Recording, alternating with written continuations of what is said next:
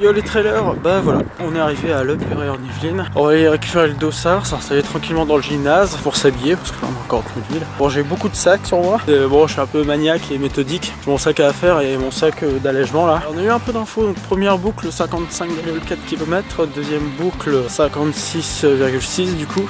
Hop, bah là je t'arrête tout de suite. On va faire déjà un premier correctif et oui, j'ai l'intention d'intervenir comme ça assez souvent. Bon, déjà bienvenue dans ce Follow Me numéro 7. Pourquoi ce plateau? Bah en fait il faisait nuit. On va pas avoir beaucoup d'images live jusqu'à ce que le jour se lève, donc c'est-à-dire à peu près 12 heures de course. Du coup voilà, on va faire quelques interventions plateau comme ça pour discuter ensemble de ce qui se passe et faire un peu des allers-retours entre ici et le direct. Du coup petit correctif, donc la première boucle faisait effectivement 56,3 km et la seconde boucle faisait 55,9 km.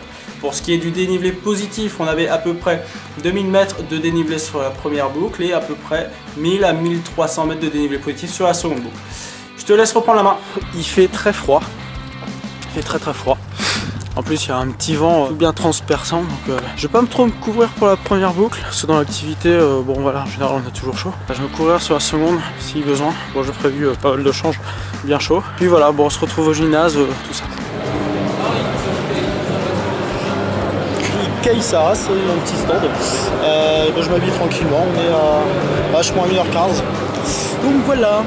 Ah oui, ce qu'il faut savoir sur l'Origol, c'est que le gymnase est rempli de bancs. En fait, tu arrives avec ton sac, tu poses ton sac sous un banc et tu te réserves à peu près ton espace pour la course. C'est là où tu vas revenir à la moitié pour changer, pour récupérer tes affaires et c'est un peu ton petit espace privatif. Ah, ce qui était cool, c'est qu'en fait, tout le monde se préparait dans la salle et ça a donné un petit côté campement, mais vachement convivial.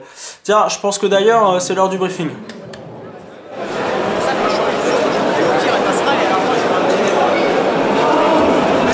Alors pour revenir un peu sur le côté vestimentaire, on avait donc une sous-couche chaude de type seconde peau, suivie d'un petit t-shirt de type classique running et au-dessus une veste de pluie qui fait coupe-vent. C'est plus efficace pour garder la chaleur qu'un coupe-vent qui est beaucoup plus respirant. Un petit tour de cou pour éviter du coup les échanges de température entre la tête et le corps. Un bandana sur la tête avec une frontale. Niveau des jambes, on avait donc un legging avec une compression sur les cuisses et un short par-dessus. Ensuite niveau pied, bon, c'est juste une paire de chaussettes trail de type standard. Niveau sac, du coup c'était le bon vieux Red Light avec 2 fois 600 ml d'eau plus une flasque de 500 ml d'eau en secours dans le sac. La bouffe plein les poches, une paire de gants bien sûr, essentiel. Je pense maintenant qu'il est temps de se diriger vers la ligne de départ. On me dit dans l'oreillette que il fait très froid mais que l'ambiance est assez chaude. Oui, tu nous entends? Alors, il fait pas froid du tout, on est au top. Regarde. Ça va, on est dans la masse, ça lui fait bon. C'est même pas crédible en fait. C'est peut-être la seule fois que vous verrez mon visage dans les 7 prochaines heures, sauf si on passe dans des villes. J'en sais rien, on n'a pas regardé le tracé. Si, parce qu'on passe dans des lacs, des châteaux, des trucs trop bien, mais qu'on verra pas aussi fera nu. Alors moi je sais pas. Allez. Il va se dire 18h ou 19h. Et parti, c'est la fête. Et on va mourir d'intoxication fumigène. Et c'est sur ces magnifiques paroles que je me permets de reprendre l'antenne pour vous présenter quelque peu la course et ses difficultés. La majeure difficulté de cette course, c'est bien entendu le froid. On va pas trop s'inquiéter sur la première boucle parce qu'on va encore bénéficier du repas de la journée. On est encore bien chargé en calories et on a beaucoup de réserves. L'inquiétude se fait plus sur la deuxième boucle où là le repas est très loin, qu'on est juste sur les réserves alimentaires qu'on s'est faites en mangeant pendant la course. D'où la difficulté nécessaire, on a moins de calories, il faut lutter contre le froid. Attendez, je pense qu'on me dit qu'on a un direct depuis le terrain.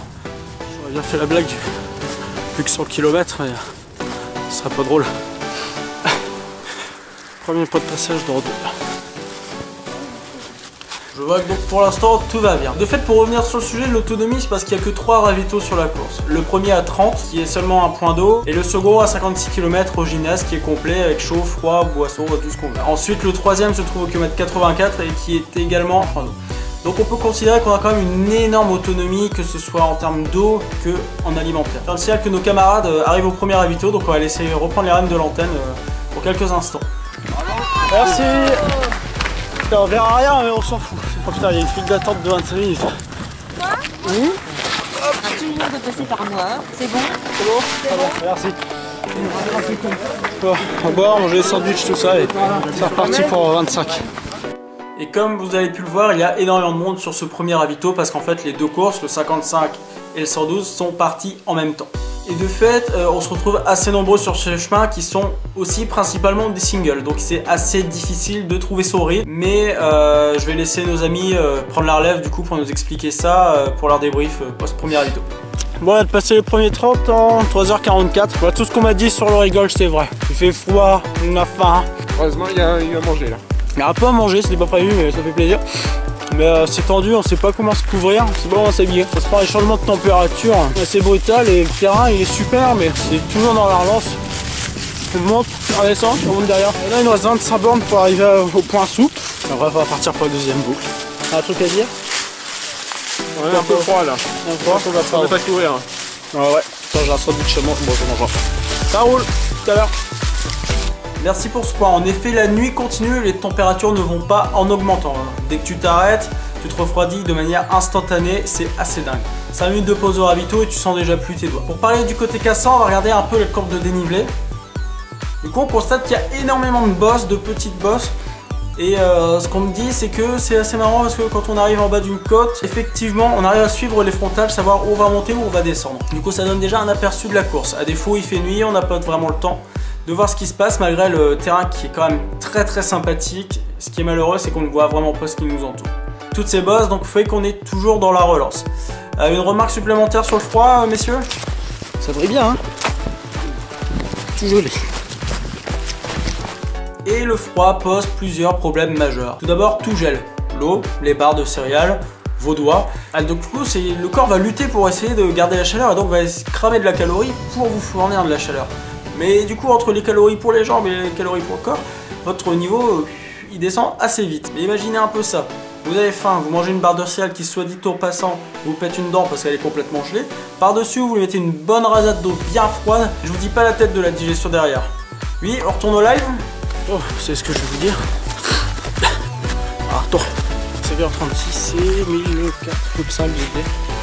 Oh, c'est pas le meilleur marathon qu'on ait fait de cette saison. C'est 13 bornes pour la 12.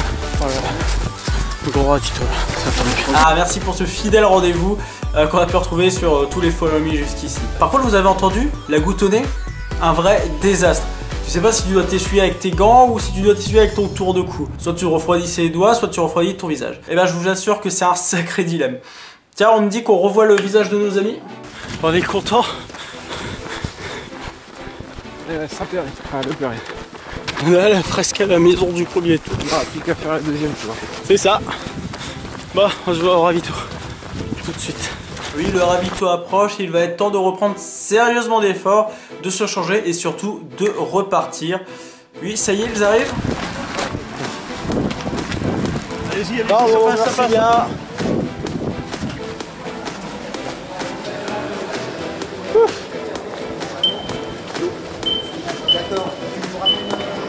Oh putain, allez. Attends, point de contrôle, hop, il est 42, faut repartir. C'est pas mal, c'est beau. Ok. Alors on a 30 minutes. Se changer, manger et se reposer, recharger le sac et tout le bordel. Donc le temps est compté. Ouf.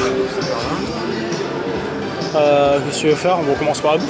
La nourriture et le remplissage des flasques en premier. Également, la chose déterminante en arrivant, c'est de verrouiller une heure. C'est-à-dire qu'on dit à quelle heure on arrive, on dit à quelle heure on part et on reste là-dessus. Sinon, on repart jamais. Ouais, dis-moi. Il y a des trucs. Oui, bah, écoute, c'est un très bon appétit alors. Donc, après avoir préparé le sac, il va falloir remettre de quoi manger dedans et aussi se changer. D'ailleurs, tu me disais dans une vidéo précédente, la course après la première boucle, il se trouve qu'il fait ultra chaud. Du coup, on en est où aujourd'hui? Ultra chaud dans la salle. Regardez ça. C'est plus. C'est énorme. Ah, effectivement, c'est pas trop le cas aujourd'hui. Puis se glisser dans des vêtements complètement froids, ça n'a pas dû être très agréable. Je suppose aussi qu'une nouvelle fois, les doigts ont été mis à rude épreuve. Du coup, tout est prêt de votre côté, c'est reparti? Oh mon dieu. Oh. Bon bah allez. B2. Ok. Putain. Ouais, je pense qu'il faut être fou, inconscient ou suicidaire pour repartir la nouvelle. Oh Dieu, mais qu'est-ce qu'on a fait? Allez. Alors 5 heures on a du soleil, enfin du moins de la lumière. Et puis voilà. Ah, le truc sympa avec la deuxième boucle, c'est qu'on passe sur le même chemin que l'arrivée de la première boucle. Du coup, on croise beaucoup d'arrivants qui ont pour la plupart un petit mot gentil et d'encouragement. Ça fait quand même super plaisir. Mais bon, entre nous, on sait bien qu'ils nous prennent complètement pour des fous de repartir dans des conditions pareilles. Bon, du coup, maintenant faisons un point sur la deuxième boucle. Beaucoup plus roulante, elle commence déjà par 6 km de plat dans la forêt. Ça fait plaisir quand même de se voir avancer dès le début de la deuxième boucle, sachant qu'en fait, on est sur cette deuxième boucle complètement seul au monde. Mais par contre, il faut essayer de rester vigilant parce que la tension commence un peu à tomber avec la fatigue et on est un peu sujet à se prendre tout ce qui est pierres, branches, arbres. La nuit avance et la température du coup n'augmente toujours pas et là il fait vraiment froid. Je pense qu'on a nos amis au kilomètre 70 qui veulent nous dire un mot. 70 km, il reste plus qu'un marathon. Ouais, un peu plus. Les 15 km du ravito. C'est ça. Bon, effectivement, ça ne change pas. Le souci majeur, c'est le froid. Ne jamais sous-estimer le côté plaisir bouffe. T'as beaucoup de barres énergétiques chimiques, mais très peu d'alimentation plaisir, type pépito, machin, enfin des trucs, plein de chocolat qui te font plaisir. Du coup, déjà avec le froid, tu bois de moins en moins et plus le temps passe, moins t'as envie de manger tes trucs chimiques, au point même de limite arrêter de manger. Et là, tu prends carrément 1 heure de retard sur le dernier repas que t'aurais dû faire.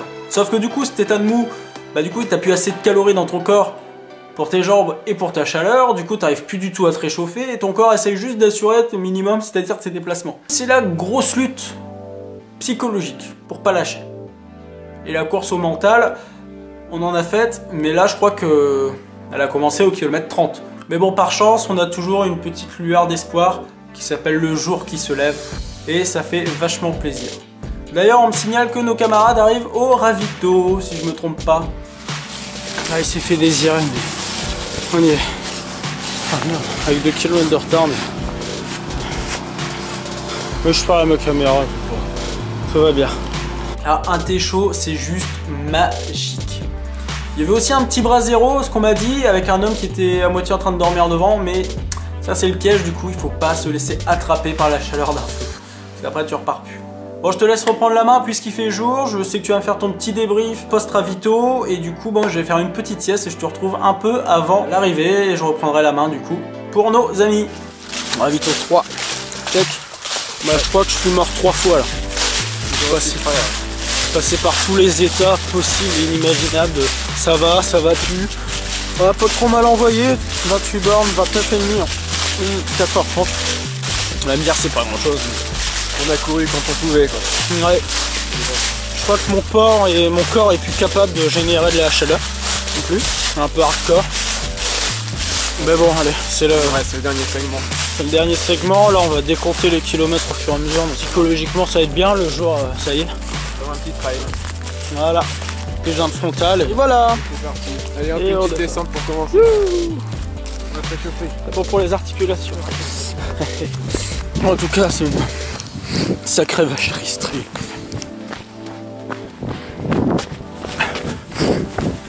Et qu'on me dise pas qu'il caille pas sa race. Bon, 90, 22 kills. Ah, non. Un pied lourd l'autre. On court encore.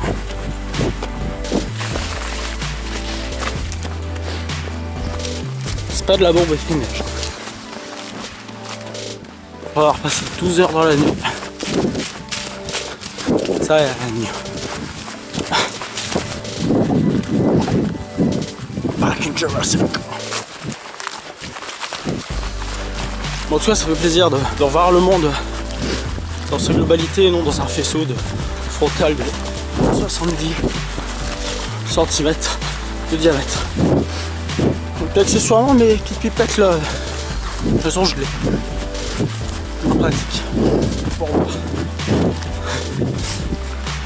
Bon, j'avais fait la blague du plus que 100 km il y a 88 km. Donc là je vais faire la blague plus que 12 km. 14h26 sans borne.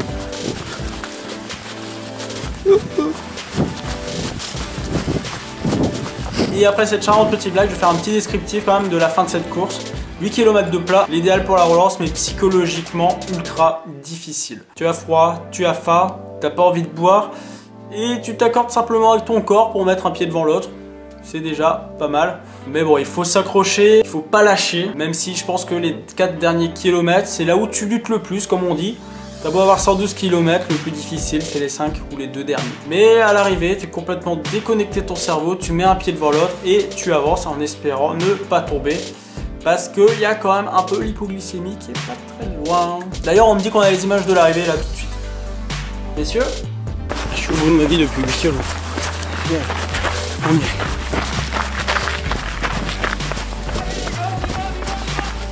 C'est bien osé. Vous arrêtez de courir sur le tapis à l'intérieur. Allez, allez, allez, allez. Allez, allez, encore.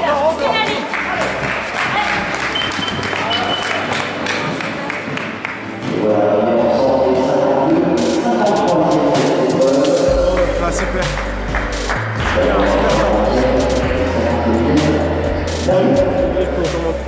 Avec Zeko.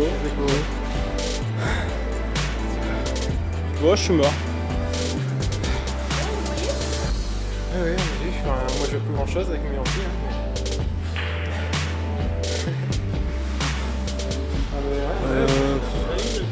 Faut aller manger un truc.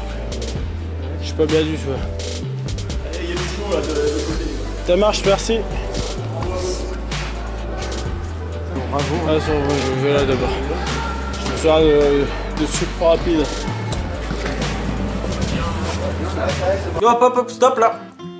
Je voulais juste là, je sais pas si vous voyez bien. Là, on va grossir. Je voulais juste dire un énorme merci à la dame qui au ravito a pris soin de moi. Et elle s'est super gentiment occupée de moi. Juste un grand moment d'hypoglycémie. Mais voilà, on s'en est remis à base de coca et de quartier d'orange et de sandwich très gentiment préparé.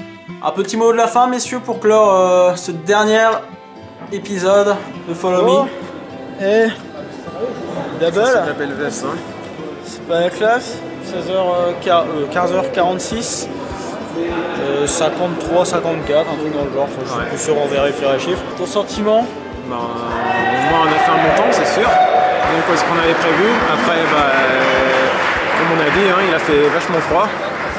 Et puis la fin, on a chié quand même. Ouais. Mode un pied devant l'autre et puis c'est tout, c'était assez hardcore. Le Rigole encore une fois a tenu ses promesses d'hécatombe habituelles. Mais nous on est contents, on a notre belle veste et puis voilà, maintenant place à la récup parce que là elle va vraiment faire du bien. On va se réchauffer, un bon bain chaud, tout ça. Je pense qu'on va avoir mal au genou là. Grave. Bon les trailers, à très vite et puis c'était encore un plaisir de partager ce moment avec vous. A bientôt, ciao. Eh bien un grand merci à vous pour avoir fait vivre encore une aventure extraordinaire et je suis certain qu'on se retrouvera l'année prochaine pour de nouvelles et folles aventures. 347 partants au total, 171 partants sur la deuxième boucle pour 171 arrivants au final de cette ultra trail, soit 49,3% de finishers. Pour nos amis et donc pour moi, ce fut donc 15h46 et 17 secondes pour une 52 et 53e place au scratch. D'ailleurs, je pense que mon dossard est arrivé dans le même état que moi. Ah bref. Tout ça pour vous dire que si un jour vous voulez faire cette course, soyez prévenus. Le Rigole sait tenir ses promesses et elle est vraiment, mais vraiment difficile. Un grand merci à toute la team Rigole, l'organisation et bénévoles qui ont su nous amener beaucoup de chaleur dans notre cœur et franchement on en avait vraiment besoin pendant toute la course. Un énorme merci aussi à Guillaume avec qui j'ai eu le plaisir de courir pour la première fois et de partager une telle aventure, l'homme qui relance sans fin. Extraordinaire. Et surtout, un énorme merci à vous tous pour vos messages d'encouragement et de soutien. Désolé pour tous ceux qui se sont inquiétés entre 3h et 11h du matin, mais le live de 8h n'est jamais parti, malheureusement, pas assez de réseau dans la forêt. Un énorme merci aussi à vous tous pour cette première année de folie et de fidélité. Et promis, l'année prochaine, on repart, on remet ça et on aura des défis encore plus fous. Donc je vous dis merci, un grand merci.